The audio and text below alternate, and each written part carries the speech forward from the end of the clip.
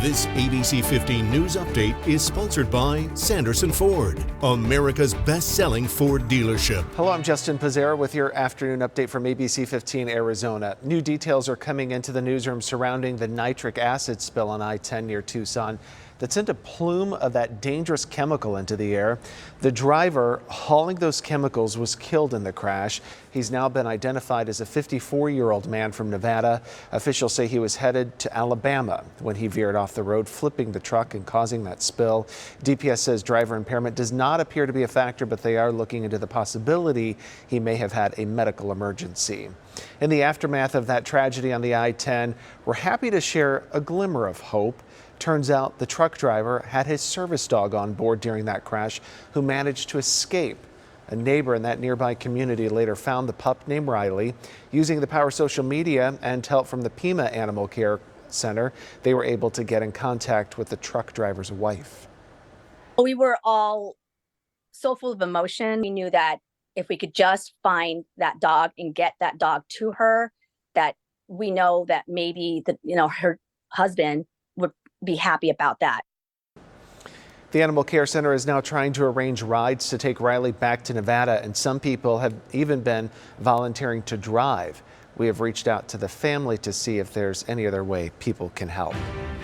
The battle wages on at the Capitol over the state budget. Governor Katie Hobbs vetoing the proposal that was passed by lawmakers. Hobbs is calling on lawmakers to work with her on a budget that she says would focus on people, not politics. Republicans previously called her budget dead on arrival. Meantime, Hobbs' opponent in the November election is still fighting her loss in court. An Arizona appeals court just rejecting a challenge from Republican candidate Kari Lake, who's claimed election misconduct. This latest ruling affirms Hobbs' election as the governor. Lake has vowed to take her case to the Arizona Supreme Court. At the border, Tucson freshman Congressman Juan Cosamani says his case to bring more resources to Arizona's border. Lawmakers met with House Speaker Kevin McCarthy for a tour and briefing in Cochise County. The number of migrants entering Arizona was down 40% in January compared with December, according to the latest data from the Border Patrol. But Republicans are not ready to call that a trend. In this region, the number one employer is the cartel. Our border, we don't even have operational control of it anymore. This is why we'll continue to investigate what has gone wrong here, and we will hold people accountable. U.S. Customs and Border Patrol says in 2022 it had nearly 2.6 million migrant apprehensions across the southwest border. And don't forget, happening today, 3rd through 8th graders in Maricopa County will be competing in a regional spelling bee. The first and second place winners will go on to the statewide competition.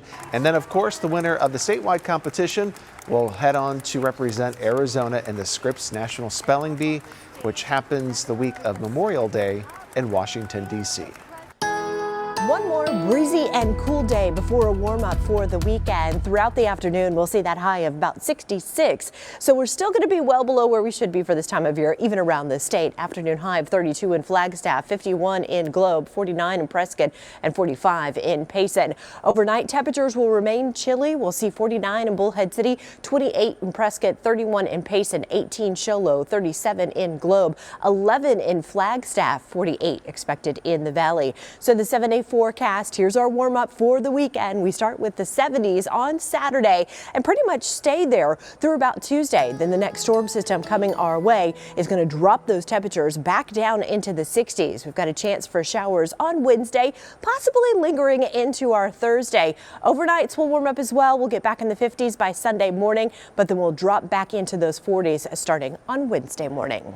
Get another update tonight. Until then, get the latest news, weather, and traffic at abc15.com or by downloading the free ABC 15 mobile app. This ABC 15 News Update is sponsored by Sanderson Ford, America's best-selling Ford dealership.